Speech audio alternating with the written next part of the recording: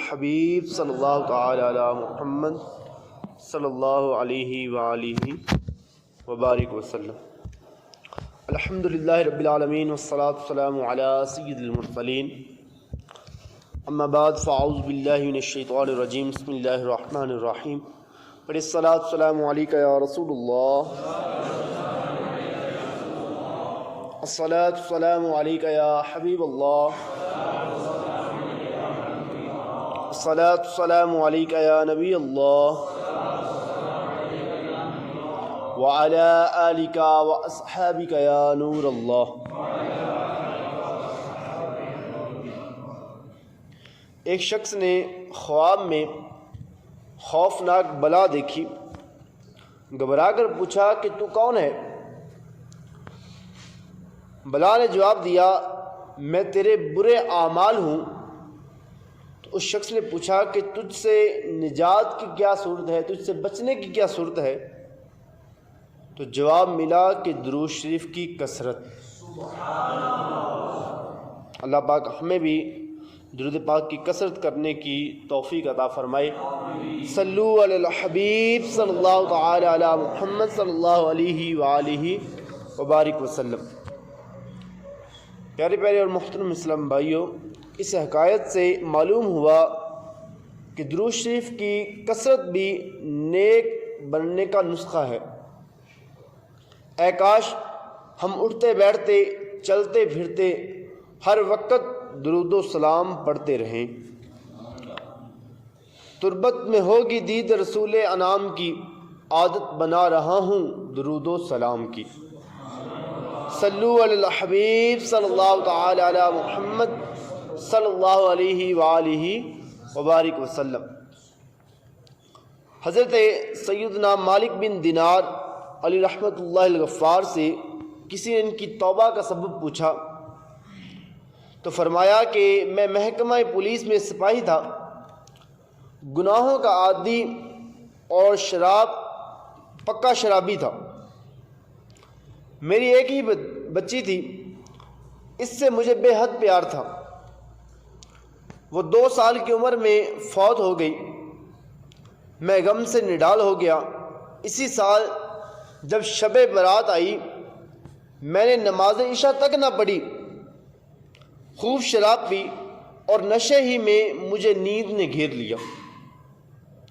میں خواب کی دنیا میں پہنچ گیا۔ کیا دیکھتا ہوں کہ محشر برپا ہے، مردے اپنی اپنی قبروں سے اٹھ کر جمع ہو رہے ہیں۔ اتنے میں مجھے اپنے پیچھے سرسراہٹ محسوس ہوئی۔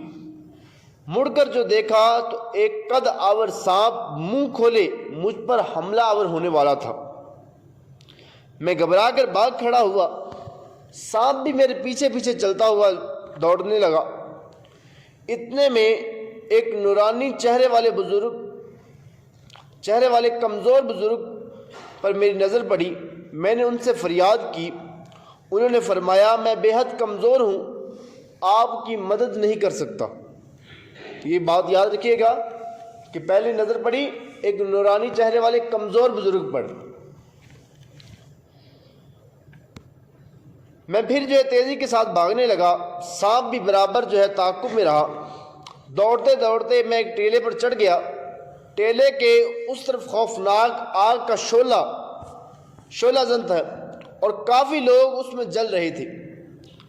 میں اس میں گرنے ہی والا تھا کہ آواز آئی، پیچھے ہٹ جا، تو اس آگ کے لیے نہیں ہے۔ میں نے اپنے آپ کو سنبھال لیا اور پلٹ کر دوڑنے لگا اور سانپ بھی پیچھے پیچھے تھا۔ وہیں کمزور بزرگ مجھے پھر مل گئے اور رو کر فرمانے لگے، افسوس میں بہت ہی کمزور ہوں، آپ کی مدد نہیں کر سکتا۔ وہ دیکھیے سامنے جو گول پہاڑ ہے، وہاں مسلمانوں کی امانتیں ہیں، وہاں تشریف لے جائیے۔ اگر آپ کی بھی کوئی وہاں امانت ہوئی تو انشاءاللہ عز و جل رہائی کی کوئی صورتحال نکل آئے گی۔ آپ فرماتے ہیں کہ میں گول پہاڑ پر پہنچا۔ وہاں دریچے بنے ہوئے تھے، ان دریچوں پر ریشمی پردے لٹک رہے تھے، دروازے سونے کے اور ان میں موتی جڑے ہوئے تھے۔ فرشتے اعلان فرمانے لگے، پردے ہٹا دو، دروازے کھول دو، شاید اس پریشان حال کی کوئی امانت یہاں موجود ہو جو اسے سانپ سے بچا لے۔ دریچے کھل گئے اور بہت سارے بچے چاند سے چہرے چمکاتے ہوئے جھانکنے لگے۔ انہی میں میری فوت شدہ 2 سالہ بچی بھی تھی۔ مجھے دیکھ کر وہ رو رو کر چلانے لگی، خدا کی قسم یہ تو میرے ابا جان ہے۔ پھر زوردار چھلانگ لگا کر وہ میرے پاس آ پہنچی اور اپنے بائیں ہاتھ سے میرا دائیں ہاتھ تھام لیا۔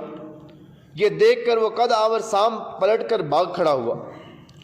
آپ فرماتے ہیں کہ اب میری جان میں جان آئی، بچی میری گود میں بیٹھ گئی اور سیدھے ہاتھ سے میری داڑھی سہلاتے ہوئے اس نے 12:27 سورۃ حدید کی 16ویں آیت کا یہ جز تلاوت کیا۔ ترجمہ کنز ایمان: کیا ایمان والوں کو ابھی وہ وقت نہ آیا کہ ان کے دل جھک جائیں اللہ عز و جل کی یاد میں اور اس حق یعنی قرآن پاک کے لیے جو اترا؟ اپنی بچی سے یہ آیت کریمہ سن کر میں رو پڑا۔ میں نے پوچھا، بیٹی وہ قد آور سانپ کیا بلا تھی؟ بیٹی نے کہا، وہ آپ کے برے اعمال تھے۔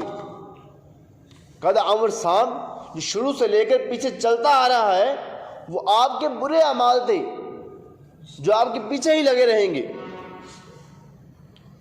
جن کو آپ بڑھاپے ہی سے چلے جا رہے ہیں۔ قداور سانپ نما بد اعمالیاں آپ کو جہنم میں پہنچانے کے در پہ ہیں۔ پھر کہتے ہیں کہ میں نے پوچھا کہ بیٹی وہ کمزور بزرگ کون تھے؟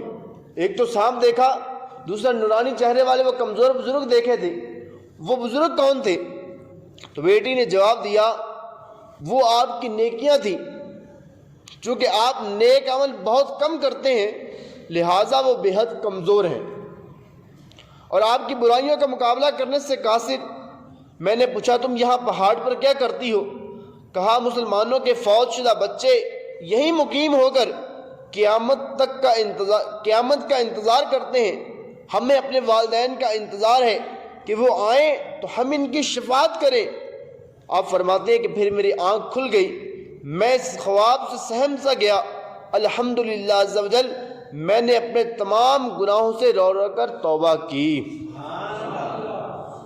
اللہ عز و جل کی ان پر رحمت ہو اور ان کے صدقے ہم سب کی بے حساب مغفرت ہو۔ صلو علی الحبیب صلی اللہ تعالی علی محمد صلی اللہ علیہ وآلہ وبارک وسلم۔ پیارے پیارے اور محترم اسلام بھائیوں، ذرا غور کیجئے کہ اس حقائق میں ہمارے لیے بے شمار عبرت کے مدنی پھول ہیں، جن میں ایک مدنی پھول یہ بھی ہے کہ جس کا نابالغ بچہ فوت ہو جاتا ہے وہ نقصان میں نہیں بلکہ فائدے میں رہتا ہے، جیسا کہ سیدنا مالک بن دینار رحمۃ اللہ الغفار کی فوت شدہ مدنی منی خواب میں ان کی ہدایت کا باعث بنی اور شراب نوشی اور گناہوں کی کثرت کرنے والے کو اٹھا کر آسمان ولایت کا ستارہ بنا دیا۔ فرمان مصطفیٰ صلی اللہ تعالی علیہ وآلہ وسلم، جن 2 مسلمان میاں بیوی کے 3 بچے فوت ہو جائیں، میاں بیوی کے 3 بچے فوت ہو جائیں، اللہ عز و جل اپنے فضل و کرم سے ان دونوں کو جنت میں داخل فرمائے گا۔ صحابہ کرام علیہ رضوان نے عرض کی، یا رسول اللہ صلی اللہ تعالی علیہ وآلہ وسلم، اگر صرف 2 ہی بچے فوت ہوئے ہوں، یہ بچے نابالغی کی حالت میں، جب بچہ نابالغ ہوتا ہے، اگر صرف 2 بچے فوت ہوئے ہوں تو آپ صلی اللہ تعالی علیہ وآلہ وسلم نے فرمایا 2 بھی۔ پھر عرض کی اگر 1 بچہ فوت ہوا ہو؟ فرمایا ہاں 1 بھی۔ اس کے بعد فرمایا اس ذات پاک کی قسم جس کے قبضہ قدرت میں میری جان ہے، جس عورت کا کچا بچہ یعنی ماں کے پیٹ سے نامکمل گر جانے والا فوت ہو جائے اور وہ اس پر صبر کرے تو وہ بچہ اپنی ماں کو اپنی نال کے ذریعے کھینچتا ہوا جنت میں لے جائے گا۔ بیان کردہ حضرت سیدنا مالک بن دینار رحمۃ اللہ علیہ کی ایمان افروز حکایت میں دل پر چوٹ لگانے والی جس آیت قرآنی کا تذکرہ ہے، تفسیر خزائن العرفان میں اس کا شان نزول یہ ہے کہ ام المؤمنین حضرت عائشہ صدیقہ رضی اللہ تعالی عنہا سے مروی ہے، نبی کریم صلی اللہ تعالی علیہ وآلہ وسلم دولت سرائے اقدس سے باہر تشریف لائے تو مسلمانوں کو دیکھا کہ آپس میں ہنس رہے ہیں۔ فرمایا تم ہنستے ہو، ابھی تک تمہارے رب عز و جل کی طرف سے امان نہیں آئی اور تمہارے ہنسنے پر یہ آیت نازل ہوئی ہے۔ انہوں نے عرض کیا یا رسول اللہ صلی اللہ تعالی علیہ وآلہ وسلم اس ہنسی کا کفارہ کیا ہے؟ فرمایا جتنا ہنسے ہو اتنا ہی رونا۔ اللہ اکبر۔ ندامت سے گناہوں کا ازالہ کچھ تو ہو جاتا، ہمیں رونا بھی تو آتا نہیں ہائے ندامت سے۔ صلو علی الحبیب صلی اللہ تعالی علی محمد صلی اللہ علیہ وآلہ وسلم۔ پیارے پیارے محترم اسلام بھائیوں، واقعی میں یہ آیت کریمہ نیک بننے کا بہترین نسخہ ہے۔ اگر اس آیت کریمہ کے اندر غور و فکر کیا جائے اور بندہ اپنے ضمیر سے پوچھے تو یقیناً یہ آیت کریمہ بندے کے لیے نیک بننے کا سبب ہے۔ اس ضمن میں ایک اور ایمان افروز حکایت سماعت فرمائیے۔ چنانچہ اس آیت مبارکہ کو سن کر نہ جانے کتنوں کی زندگیوں میں مدنی انقلاب آ گیا۔ سیدنا عبداللہ بن مبارک رحمۃ اللہ تعالی علیہ فرماتے ہیں میرا عنفوان شباب تھا، میں اپنے دوستوں کے ہمراہ سیر و تفریح کرتے ہوئے ایک باغ میں پہنچا۔ مجھے بانسری بجانے کا بہت شوق تھا۔ رات جو ہی بانسری بجانے کے لیے اٹھائی، بانسری میں سے یہ آیت کریمہ گونج اٹھی۔ ترجمہ کنز الایمان، کیا ایمان والوں کو ابھی وہ وقت نہ آیا کہ ان کے دل جھک جائیں اللہ عز و جل کی یاد کے لیے؟ حضرت عبداللہ بن مبارک رحمۃ اللہ تعالی فرماتے ہیں کہ یہ آیت کریمہ سن کر میرا دل چوٹ کھا گیا۔ میں نے بانسری توڑ ڈالی اور گناہوں سے سچے دل سے توبہ کی اور عہد کیا کہ کوئی ایسا کام ہرگز نہیں کروں گا جو مجھے اپنے رب عز و جل کی بارگاہ سے دور کر دے۔ پیارے پیارے اسلام بھائیوں، دیکھا آپ نے کہ یہ آیت کریمہ سیدنا عبداللہ بن مبارک رضی اللہ تعالیٰ عنہ کی ہدایت کا ذریعہ بن گئی اور آپ ولایت کے بہت بڑے منصب پر فائز ہو گئے۔ ایک بار آپ رحمۃ اللہ تعالی علیہ کہیں تشریف لے جا رہے تھے، ایک نابینا ملا۔ نابینا آپ رحمۃ اللہ تعالی فرمایا کہو کیا حاجت ہے؟ عرض کی آنکھیں درکار ہیں۔ آپ رحمۃ اللہ تعالی علیہ نے اسی وقت دعا کے لیے ہاتھ اٹھا دیے، اللہ عز و جل نے اس نابینا کی آنکھیں روشن کر دیں۔ حضرت سیدنا اسماعیل حقی علی رحمۃ اللہ الکوی فرماتے ہیں سیدنا فضیل بن ایاز رحمۃ اللہ تعالی کے نیک بننے کا سبب بھی یہی آیت کریمہ ہے۔ آپ رحمۃ اللہ تعالی علیہ اپنے دور کے مشہور ڈاکو تھے۔ سیدنا فضیل بن ایاز رحمۃ اللہ تعالی علیہ اپنے دور کے مشہور ڈاکو تھے۔ کسی عورت کے عشق میں گرفتار ہو گئے، وہ بھی بدکاری کے لیے آمادہ ہو گئی۔ جب مقررہ وقت پر گئے تو کہیں سے اسی آیت کریمہ کی تلاوت سنی۔ ترجمہ کنز الایمان، کیا ایمان والوں کو ابھی وہ وقت نہ آیا کہ ان کے دل اللہ عز و جل کی یاد کے لیے جھک جائیں؟ آپ فرماتے ہیں کہ یہ آیت کریمہ کی تلاوت کی آواز آ رہی تھی، دل کی دنیا زبر و زیر ہو گئی، زیر و زبر ہو گئی۔ روتے ہوئے پلٹے، اللہ عز و جل سے گڑ گڑا کر اپنے گناہوں کی معافی مانگی، نیکیوں میں دل لگایا، مکہ مکرمہ میں عرصہ دراز تک عبادت کی اور اللہ عز و جل کے مقبول اولیاء میں شامل ہو گئے۔ صلو علی الحبیب صلی اللہ تعالی علی محمد صلی اللہ علیہ وآلہ وبارک وسلم۔ پیارے پیارے اسلام بھائیوں، مشائخ کے عظیم پیشوا حضرت سیدنا فضیل بن ایاز رحمۃ اللہ تعالی علیہ کو کسی نے کبھی مسکراتے ہوئے نہیں دیکھا۔ ہم تو ہنس رہے ہوتے ہیں، کہہ لگا رہے ہوتے ہیں، لیکن آپ کو کبھی کسی نے مسکراتے ہوئے نہیں دیکھا۔ جس دن آپ رحمۃ اللہ تعالی علیہ کے شہزادے سیدنا علی بن فضیل رحمۃ اللہ تعالی علیہ نے وفات پائی تو آپ مسکرانے لگے۔ لوگوں نے عرض کی یہ کون سا خوشی کا موقع ہے جو آپ مسکرا رہے ہیں؟ فرمایا میں اللہ عز و جل کی رضا پر راضی ہو کر مسکرا رہا ہوں، کیونکہ اللہ عز و جل کی رضا ہی کے سبب میرے بیٹے کو قضا آئی۔ جے سونا میرے دکھ وچ راضی، میں سکھنو چلے پاواں۔ صلو علی الحبیب صلی اللہ تعالی علی محمد صلی اللہ علیہ وآلہ وبارک وسلم۔ پیارے پیارے اسلام بھائیوں، کیا آپ واقعی میں نیک بننا چاہتے ہیں؟ اگر ہاں تو پھر اس کے لیے آپ کو تھوڑی بہت کوشش بھی کرنی پڑے گی۔ ہر کام کے لیے محنت کرنی پڑتی ہے، کوشش کرنی پڑتی ہے۔ اگر ہم یقیناً واقعی میں حقیقت میں ہم نیک بننا چاہتے ہیں تو اس کے لیے ہمیں تھوڑی بہت کوشش کرنی پڑے گی۔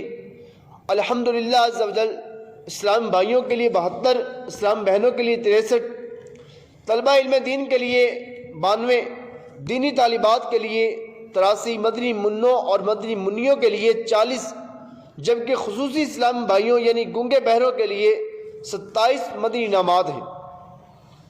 بے شمار اسلام بھائی، اسلام بہنیں اور طلبہ مدنی انعامات کے مطابق عمل کر کے روزانہ سونے سے پہلے فکر مدینہ کرتے ہوئے اپنے اعمال کا جائزہ لے کر مدنی انعامات کے جیبی سائز رسالے میں دیے گئے خانے پر کرتے ہیں۔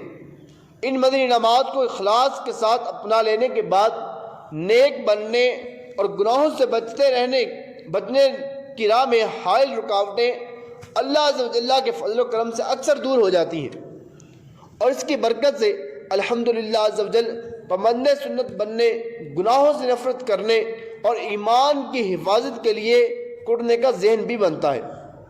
سبھی کو چاہیے کہ با کردار مسلمان بننے کے لیے مکتبۃ المدینہ کی کسی بھی شاخ سے مدنی انعامات کا رسالہ حاصل کریں اور روزانہ فکر مدینہ یعنی اپنا محاسبہ کرتے ہوئے اس میں دیے گئے خانے کو پر کریں، اور ہجری سن کے مطابق ہر مدنی یعنی قمری ماہ کے ابتدائی 10 دن کے اندر اپنے یہاں کے مدنی انعامات کے ذمہ دار کو جمع کروانے کا معمول بنائیں۔ تو ولی اپنا بنا لے اس کو رب لم یزل، مدنی انعامات پر کرتا رہے جو بھی عمل۔ صلو علی الحبیب صلی اللہ تعالی علی محمد صلی اللہ علیہ وآلہ وبارک وسلم۔ فضول بات کرنے میں گناہ نہیں، مگر فضول بولتے بولتے گناہوں بری باتوں میں جا پڑنا، اس کا اندیشہ رہتا ہے۔ اس لیے فضول گوئی سے بچنے کی عادت بنانے کے لیے دعوت اسلامی کے مدنی ماحول میں ہر مہینے کی پہلی پیر شریف کو یوم کفل مدینہ منانے کی اسلام بھائیوں اور اسلام بہنوں کے لیے ترغیب ہے۔ اس کا لطف تو وہی سمجھ سکتا ہے جو یہ دن مناتا ہے۔ اس میں مکتبۃ المدینہ کے رسالہ خاموش شہزادہ 48 صفحات ایک بار پڑھنا یا سننا ہے، اکیلے پڑھیے یا آپس میں تھوڑا تھوڑا پڑھ کر سنا دیجئے، اس طرح خاموشی کا جذبہ ملے گا۔ یوم کفل مدینہ میں حتی الامکان ضرورت کی بات بھی اشارے سے یا لکھ کر کیجیے۔ ہاں جو اشارے وغیرہ نہ سمجھتا ہو یا جہاں بولنا ضروری ہو وہاں زبان سے بولنے میں حرج نہیں۔ تو اللہ عز و جل کی بارگاہ میں دعا ہے کہ اللہ پاک ہمیں اپنی زبان کی بھی حفاظت کرنے کی توفیق عطا فرمائے۔ اللہ عز و جل کے محبوب دنائے غیوب صلی اللہ تعالی علیہ وآلہ وسلم نے ارشاد فرمایا، جو 2 رکعت نماز پڑھے اور ان میں سہو یعنی غلطی نہ کرے تو جو بیشتر یعنی اس کے گناہ ہوئے ہیں اللہ عز و جل معاف فرما دیتا ہے۔ کتنی رکعتیں پڑھنی ہیں؟ 2 رکعتیں پڑھنی ہیں اور اس کے اندر غلطی نہیں کرنی۔